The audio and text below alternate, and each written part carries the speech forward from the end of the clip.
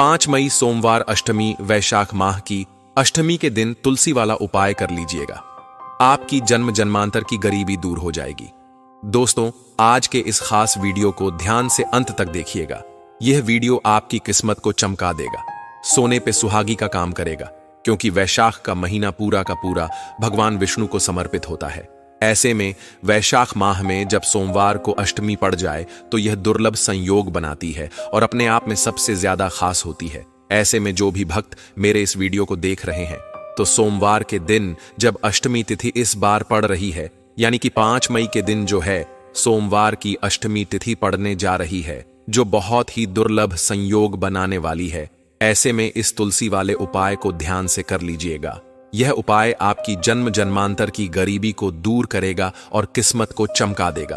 अगर आपकी कोई वर्षों से मनोकामना पूर्ण नहीं हो रही है और कोई उपाय भी आपका काम नहीं कर पा रहा है, या कोई पूजा पा आप कर रहे हैं वह भी आपकी काम नहीं कर पा रही है, या कहीं तीर्थ स्थान पर दर्शन करने जाते हैं और कोई मनोकामना बोल कर आते हैं वह भी आपकी काम नहीं कर पा रही है, तो ऐसे में सोमवार की अष्टमी को अपने हाथ से मत जाने दीजिएगा।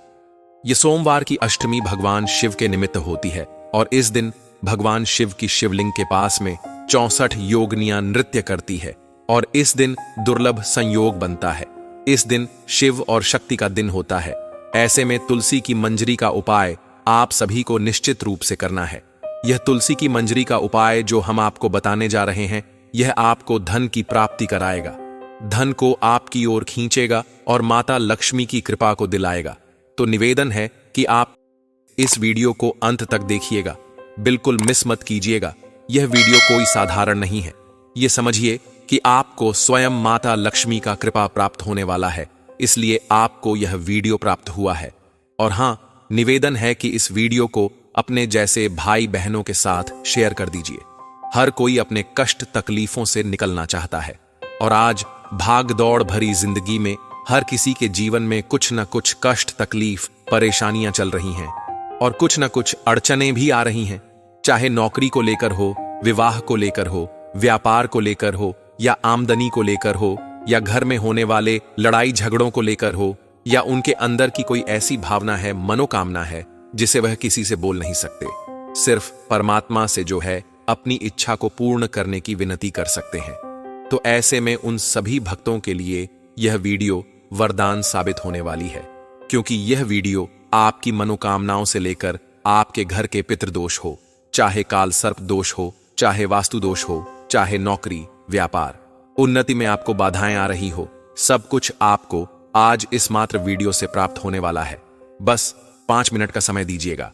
यह 5 मिनट का समय आपकी किस्मत बदल देगा।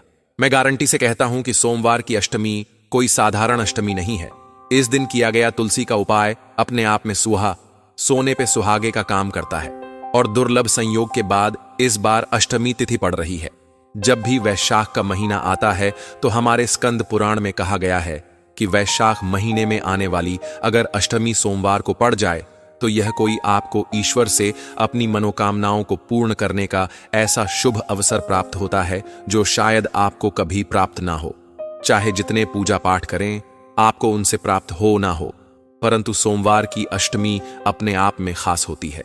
कई लोग अष्टमी का व्रत भी रखते हैं और व्रत का मतलब यह नहीं कि सोमवार को पड़ने वाली अष्टमी का ही व्रत रखें।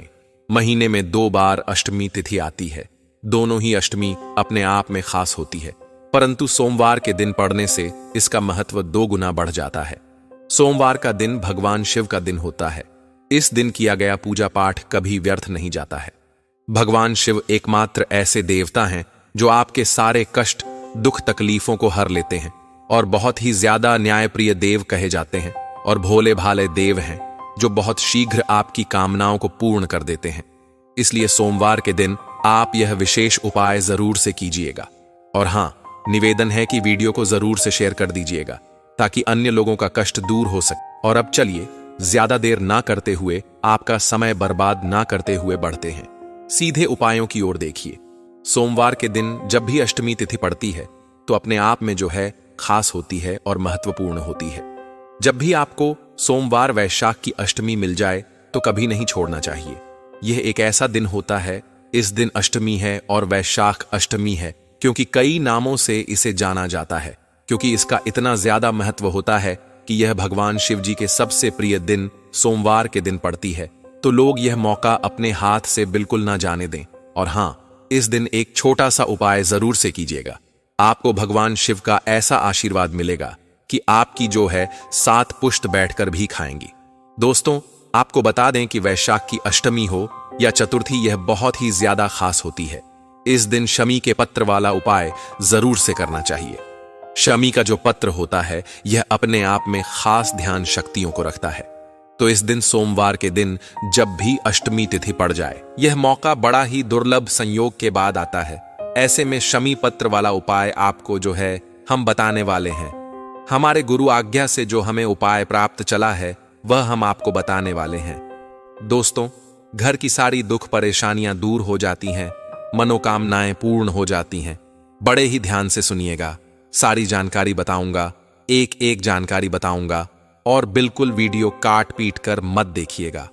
कई बार आप लोग जो है काट पीट कर वीडियो देख लेते हैं और उसका फल जो है आपको प्राप्त नहीं होता, क्योंकि उपाय करने में जो है गलती कर देख लेते हैं और उसका फल जो है आपको प्राप्त नहीं होता, क्योंकि उपाय करने में जो है गलती कर देते हैं। आधा अधूरा ज्ञान हमेशा लटकती तलवार की तरह होता है। इसी तरह आप जो है संपूर्ण जानकारी को, एक एक शब्दों को जो कि हम आपको यहां बताते हैं, वह गंगा जल की बूंद की तरह पवित्र होते हैं। इनको ध्यान से सुनिएगा। और हां, एक दीपक भी होता है जो सोमवार की अष्टमी के दिन जलाना सबसे ज्यादा उत्तम माना जाता है। इस दीपक को अगर आप हमारे द्वारा बताई गई विधि के अनुसार जलाते हैं तो दुनिया की कोई ताकत आपके घर में धन की देवी मां लक्ष्मी को आने से नहीं रोक सकती है। और हां, सुबह जलाना है, शाम को जलाना है, यह हम आपको बताने वाले हैं। सोमवार की अष्टमी के दिन यह दीपक शाम के समय प्रदोष काल में जलाया जाता है। सोमवार के दिन प्रदोष काल का काफी ज्यादा महत्व होता है और शाम को प्रदोष काल में अगर आप यह उपाय करते हैं तो आपकी सारी मनोकामनाएं जो है पूर्ण हो जाती हैं। तो आपको क्या करना है कि सोमवार के दिन जब अष्टमी तिथि पड़ रही है तो उस दिन आपको सबसे पहले, एक दिन पहले यानी रविवार को ही, एक शमी का पत्र आपको तोड़कर रख लेना है। किसी ठेले वाले की दुकान पर आपको शमी पत्र मिल जाएगा, वहां से भी आप लेकर आ सकते हैं। अगर आपके पास वृक्ष नहीं है, वैसे वृक्ष से तोड़कर लाएंगे तो अति उत्तम लाभ प्राप्त होगा। शमी का वृक्ष ना होने पर ही आप जो है कहीं इधर उधर जहां भी आपको मिल जाए वहां से आप ले सकते हैं। इस उपाय का जो फल है वह बहुत ही ज्यादा महत्वपूर्ण होता है, इसलिए 9 शमी के पत्र आपको लेने हैं। ध्यान से सुन लीजिएगा। अब मैं उपाय बताने वाला हूं और यहां से आपको ध्यान देने की जरूरत है। 9 शमी पत्र लेकर आइएगा। बिल्कुल छोटी छोटी पत्तियां जिसमें होती हैं वह शमी पत्र आपको लेने हैं और 9 शमी पत्र लेकर आने हैं। दोस्तों, आपको क्या करना है, मतलब उनको लाके आप अपने घर में, फ्रिज में या कहीं सुरक्षित स्थान पर रख देना है और उसके बाद जब आप सोमवार की अष्टमी का दिन हो उस दिन इसका प्रयोग करना है। नवस पत्र लेने हैं, दीपक भी तैयार करना है। अब यह दीपक कैसा होगा, ध्यान से सुनिए। दीपक जो है मिट्टी का नहीं लेना, ना स्टील का लेना, ना तांबे का लेना। इस दीपक लेना है तो आटे का बनाना, और जो आटा है उसमें आपको नमक नहीं डालना है। एक छोटा सा दीपक ले लेना, नया दीपक बना लेना उसका आटे का, और फिर जो है आटा गूंथ करके आप जो है दीपक बना करके तैयार कर लेना। मीडियम साइज का बना लेना। इसके अंदर जो बाती रखेंगे वो बाती आपको ध्यान से सुनना, घोल बनानी है। जो रुई होती है उसकी बाती घोल बनाकर भगवान शिव जी को गोल बाती का प्रयोग किया जाता है। उपाय करने के लिए इस बात का ध्यान रखिएगा।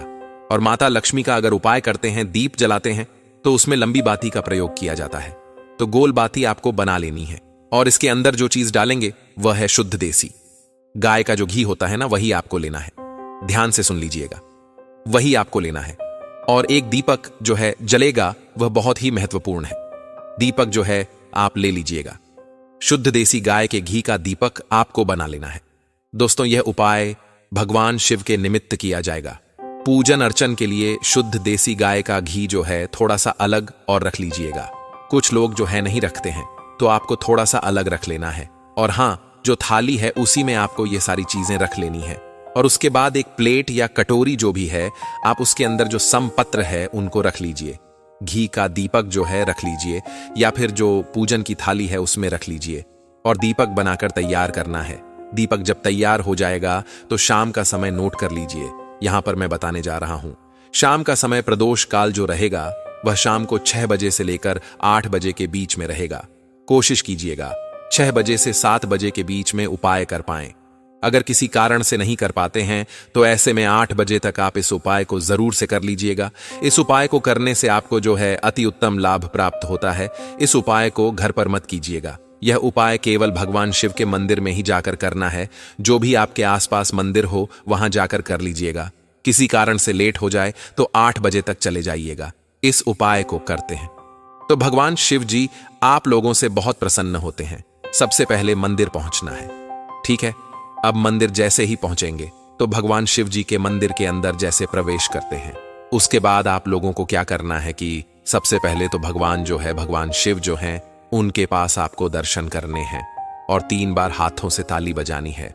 उनको बस देखना है, निहारना है, दर्शन करना है, ठीक है। उसके बाद आप इस उपाय को सुबह करते हैं तो सुबह भी कर सकते हैं। अगर शाम को समय नहीं मिलता तो सुबह भी कर लीजिएगा। जैसे विधि बता रहा हूं वैसे ही कर लीजिएगा। और फिर आपको जो है पूजन अर्चन करना है।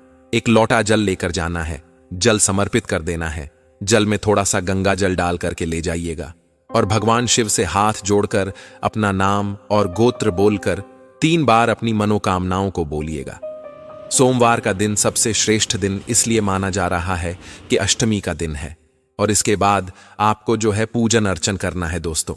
पहले आप पूजा अर्चना जब आप कर लेंगे तो आपको उपाय करना है जैसे पूजन अर्चन हो जाए इसी तरीके से शाम के समय आप जो है अगर करते हैं तो शाम को भी आपको इसी तरीके से जो है करना है। शिव जी के मंदिर के अंदर अपनी उस थाली को लेकर या जो प्लेट अंदर या पूजन वाली थाली आपने जिसमें सामग्री रखी है जो हमने बताई है नवमी पत्र, तो पूरे 9 शमी पत्र जो आप लेकर आए हैं, घी का दीपक लेकर आए हैं और जो चंदन है वह लेकर आए हैं, तो आपको ध्यान से सुनना है। सबसे पहली चीज आपको 9 शमी जो पत्र हैं वो आपको उनमें से 5 समपत्र अलग करने हैं। कितने? पूरे 9 समपत्र में से 5 अलग करने हैं। पूरे 9 के 9 प्रयोग नहीं करने हैं। 9वीं समपत्र में से 5 समपत्रों को अलग निकाल देना है। और देखो समपत्र जो है अच्छे से लाना है, जल्दबाजी में नहीं लेना है, कटे पिटे नहीं लेना है। कटे पिटी चीज भगवान शिव को समर्पित नहीं होती है, अखंडित होती है। तो ध्यान से सुनिएगा, अच्छे से करना। 5 समपत्र लेकर आना।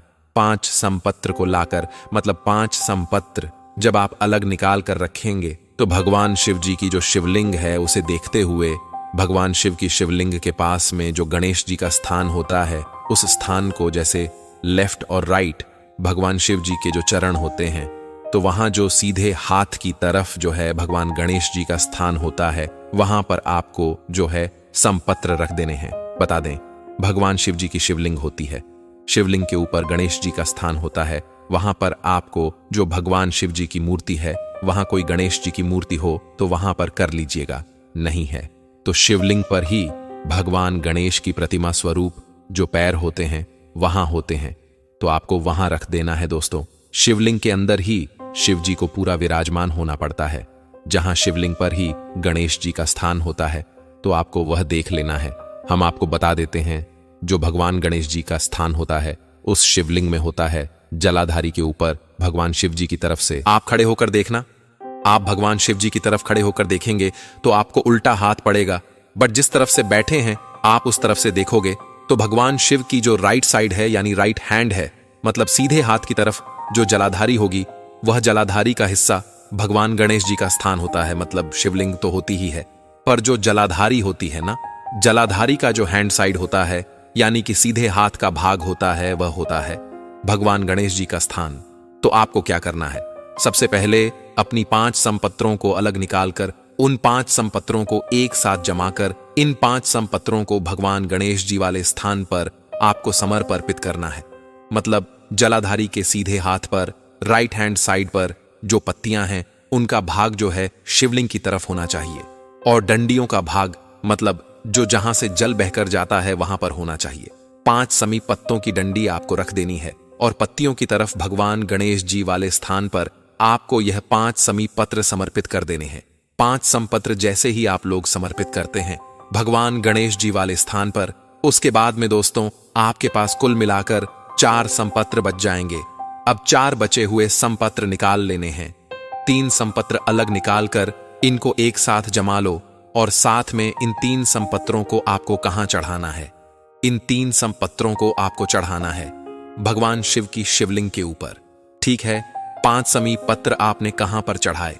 भगवान गणेश जी वाले स्थान पर जो अभी 3 समीप पत्र बचे हैं वो आपको चढ़ाने हैं।